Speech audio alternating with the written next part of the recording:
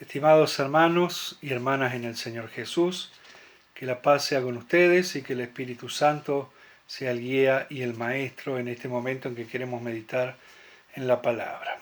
Palabra que se halla escrita en el libro de Hechos de los Apóstoles, en el capítulo 17, a partir del versículo 22 en adelante, donde está escrito así. Pablo se puso entonces en medio del Areópago y dijo: varones atenienses, he observado que ustedes son muy religiosos, porque al pasar y observar sus santuarios, hallé un altar con esta inscripción: al Dios no conocido. Pues al Dios que ustedes adoran sin conocerlo, es el Dios que yo les anuncio. El Dios que hizo el mundo y todo lo que en él hay, es el Señor del cielo y de la tierra. No vive en templos hechos por manos humanos, ni necesita que nadie le sirva, porque a él no le hace falta nada, pues él es quien da vida y aliento a todos y a todo.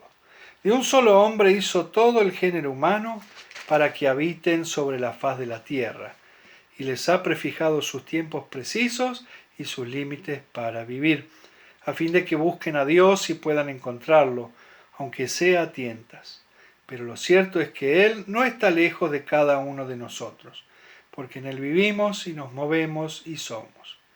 Ya algunos poetas entre ustedes lo han dicho, porque somos linaje suyo.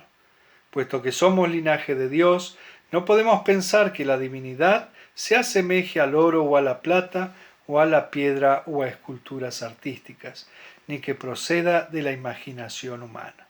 Dios, que ha pasado por alto esos tiempos de ignorancia, ahora quiere que todos en todas partes se arrepientan, porque Él ha establecido un día en que por medio de aquel varón que escogió y que resucitó de los muertos, juzgará al mundo con justicia. Hasta acá nuestro texto, y especialmente vamos a referirnos a las palabras del Salmo del versículo 23, pues al Dios que ustedes adoran sin conocerlo, es el Dios que yo les anuncio. Pablo está en la ciudad de Atenas, el centro intelectual, filosófico, cultural de Grecia. A los atenienses les gustaba escuchar y hablar de aquello que era novedad. Una sociedad racionalista, una sociedad que creía en el destino y cuyo objetivo en la vida era la búsqueda del placer por sí mismo. Pienso que muchas de estas características de la sociedad ateniense están presentes también hoy en nuestra sociedad y en nuestra cultura. A la gente le gusta hablar, comentar y opinar acerca de lo que sucede a su alrededor. Basta escuchar y ver los programas de televisión, observar las redes sociales.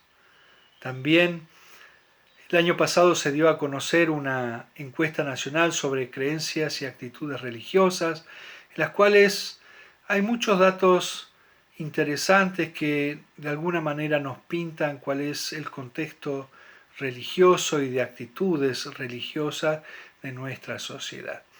Una de las cosas que se observa es que la cantidad de personas que se definen sin religión o ateos va creciendo. En 10 años hubo una diferencia de un 9%. Hay un 20% de personas que se definen así, sin religión o ateas.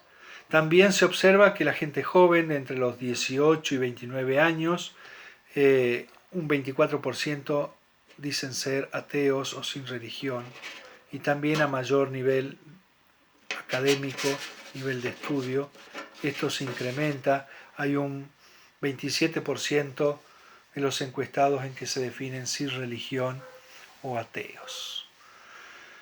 También esta encuesta que arroja acerca de lo que la gente cree, hay un 70% de personas que creen en la energía, un 55% de personas que creen en la suerte. Y en el tercer lugar, con un 30 y tanto por ciento, están los que creen en los ovnis. Sorprende que ante un 80% de personas que se dicen católicos, evangélicos, pentecostales, mormones, testigos de Jehová, haya un 70% que crean en la energía, un 55% en la suerte. Esto nos pinta un panorama de idolatría. Un panorama de que hay muchas personas que no conocen a Dios y que tal vez pretendan adorarlo como lo hacían los atenienses.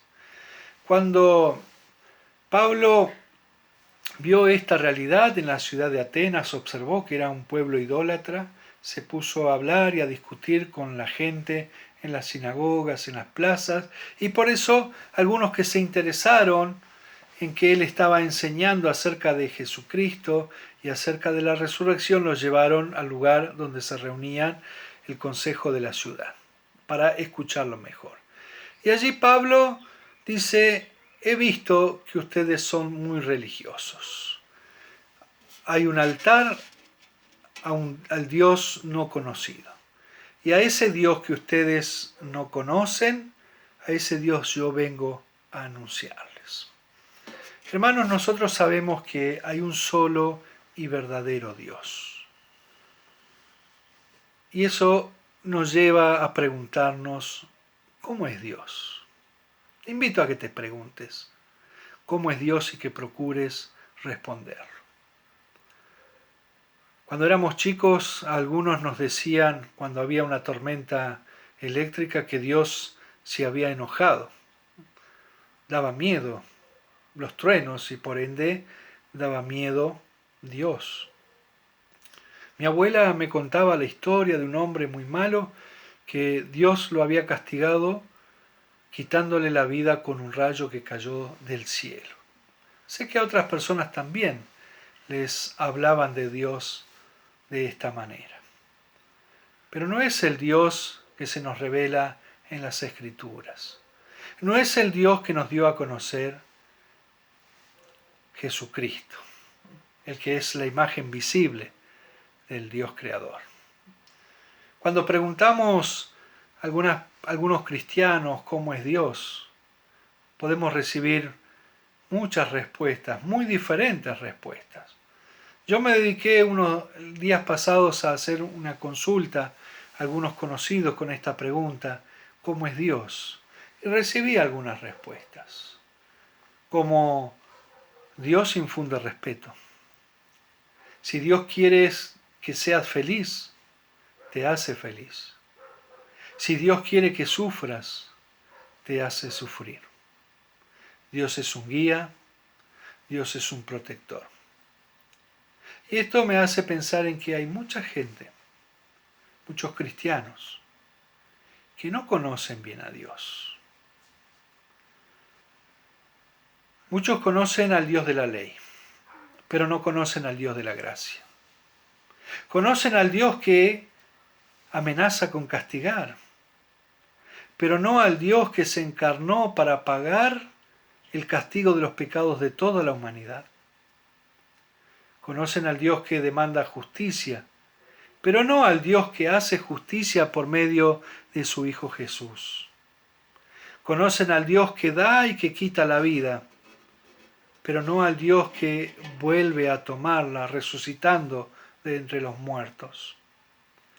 Conocen al Dios que anuncia juicio y castigo, pero no al Dios que llama al arrepentimiento. Al Dios que está en los cielos, pero no conocen al Dios que se acerca al hombre a través de Jesucristo para traer perdón, para traer esperanza, esperanza cierta y verdadera en la vida eterna.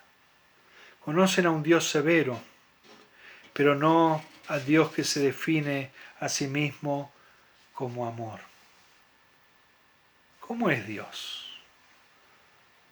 Cada uno de nosotros necesita seguir conociendo al Dios que se nos revela en las Escrituras. Conocer al Dios que se nos revela a través de Jesucristo. Porque el conocimiento que tenemos aún es imperfecto. Necesitamos, para adorar a Dios, conocer a Dios, para adorarlo como corresponde, como Él se merece. También necesitamos conocer a Dios porque nuestro Señor Jesús nos ha llamado a ser testigos de Él. Testigos con nuestras palabras y con nuestra manera de vivir. El apóstol Pablo les proclamó al Dios que ellos desconocían. Y escuchamos en la lectura las cosas que él les dijo y les enseñó. Pero cuando escucharon acerca de la resurrección de Jesucristo, de la resurrección de los muertos, ya no quisieron hacerlo. Su razón no les permitía creer en la resurrección de los muertos. El resultado de la prédica de Pablo en Atenas no fue un gran resultado. Solo unas pocas personas creyeron al mensaje del Evangelio. Los demás no creyeron y también lo ridiculizaron. La razón había sido un obstáculo para la fe de esta gente.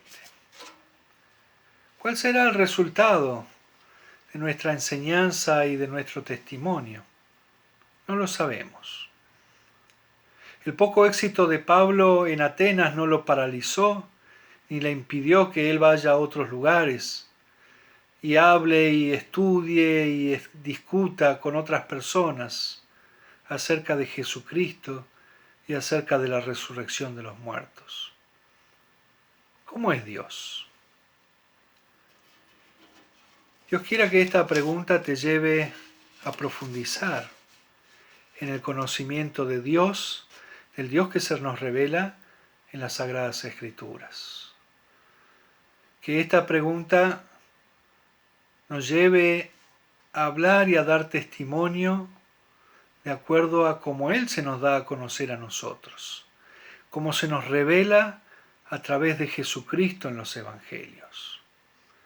Que esta pregunta, ¿cómo es Dios?, te anime a dar gracias por conocerlo. Te ayude para aferrarte a Él por medio de la fe con más fuerza.